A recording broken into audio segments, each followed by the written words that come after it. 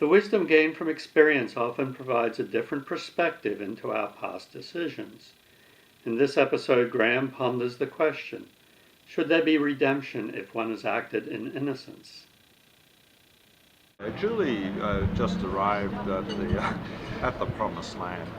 Much to her horror, it wasn't South Yarra, but she was the type of... She was from South Yarra? South Yarra, that's like the, Winter Park. Oh. Yeah, of Melbourne. It was the most exclusive area of... The Palm Beach. Yeah, that's where Julie was from. I did actually warn her that this was not South Yarra. This was the Promised Land. They were just completely different worlds in every aspect. So she arrives and she's out there. She's with Rob, but Rob had gone down the farm. So Julie goes and has a shower out in our house, the facilities. The facilities. Where you had to leave the house and you chop the wood to have get some hot water. You had to chop wood to get hot water? Yeah. And light it with fire, and also, it hadn't actually been cleaned out there. So if you can imagine what it was like with years of red soil and dust, permeating every crevice. So you used to go in, clean, and have a shower, and come out dirtier than you actually went in. That's what it was like. You couldn't actually. You had to have a routine of making sure. No, you had to wash Promisland dust off you. But actually, you can never wash Promisland dust. No. It stains, right? It's like the spiritual thing that exists there. It ingrains the skin, the pores, and the soul. So I just happened to be in the kitchen at the time, and Redfoot, the dog, comes running in. And I said, "What's the matter, Redfoot?" Redfoot, as in red sword. But named like how an Indian would name something. So anyway, then I hear, Graham. And I'm like going, sounds like Julie. Should I investigate? I go in, and then I come around and I open the door. Because she goes, Graham, come in, right? So I open the door. Here she is, she's stark naked, surrounded by cane toads. Now look at a cane toad, for those people who have never been to Australia. They are the epitome of evil. They have no redeeming features. I mean, at least a snake is a... See, if you could see the cane toad as beautiful, you would have indeed exactly arrived. Exactly. This is where I have not arrived. You're correct. Perhaps the cane toad is really the symbol. Like the cat. It could be a symbol of eternal life. It could actually be guarding the Grail. Now we're getting somewhere, because I think I'll go on with the story, because I think I have a.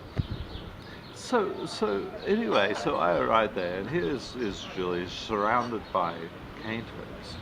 What had happened was she turned on the shower, and the water had flowed into the drain, where the cane toads had decided to have a bit of an orgy, or whatever cane toads do. And if you understand how cane toads get in the drains, they sit on top of each other and they lay on top. So you'll have like about 10 cane toads in a very small drain. So anyway, I said, Julie, what do you want me to do? I was quite humoured by the whole thing, as you can see. Surrounded by cane toads. Not particularly wanting her to get dressed. I knew she couldn't get dressed while she was surrounded by cane toads. So I was in no rush.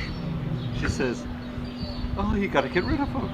"Oh, how do you want me to do that?" "Oh, get rid of them, get rid of them."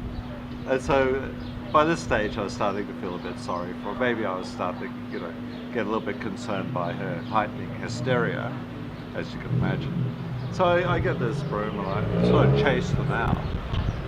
But they must have really liked looking at Julie, because she was quite finely, a very fine form. They all started coming back in. So she's even more panicked.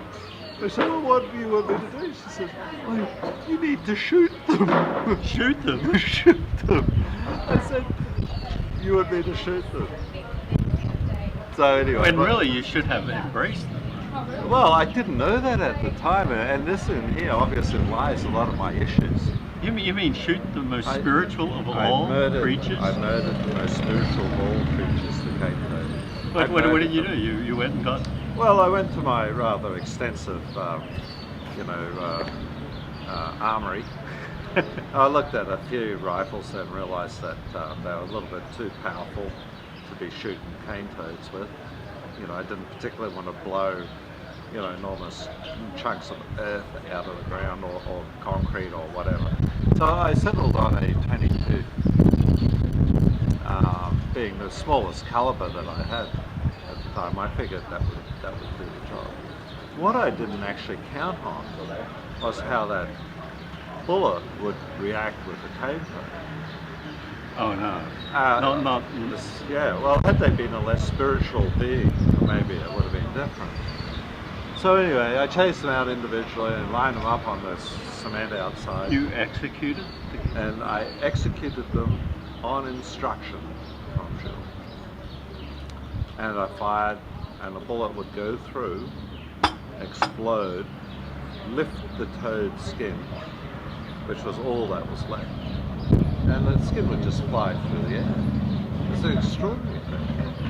I actually showed you the holes. They're still there to this very day. And we are talking. You executed this most spiritual beings. One by one. One by one. It's like you were shooting a bit like China does with the Tibetan monks. Oh, we can see what's happened there. One by one. Had I realized the consequences of those actions, no one knew. How was anyone to know that the cane toad was the spiritual pinnacle? Who knew? Who knew? Oh, so man. there I was. I saved Julie as she was able to put some clothes on, and she was able to go about her day oblivious to the travesty. The fact that you had murdered your own soul. I had murdered my own soul a number of times. One by one, one by one. Lined up. And executed them. Oh, gee. Oh, that could be the worst story I've ever heard. Yes. And that explains the pieces of the puzzle. Yeah, definitely are starting to come together, aren't they? Extraordinary. Now, the key question is there redemption? Ain't found it. But have you found it on your trip? Have you found redemption? But you know what? Are you going to be forgiven? This is why redemption is so fleeting, because in all those moments, and they were all only really moments in the grand scheme moments in time of, the flicker. And Promisland time. You did that on the Promisland time? I did that. It was endless, so it keeps on reoccurring. There is no, I am eternally damned. So can you break that? Only by going back to the Promised Land. and clearly, like Robert must have done something similar. He must have done something. No, Rob just shoos it away. He just gets a broom and says, "That's what it is." But you have to blow up. Like Tina does to a kitchen.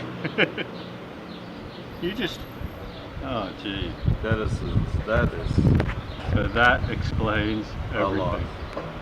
Well, I guess the question that remains is there redemption?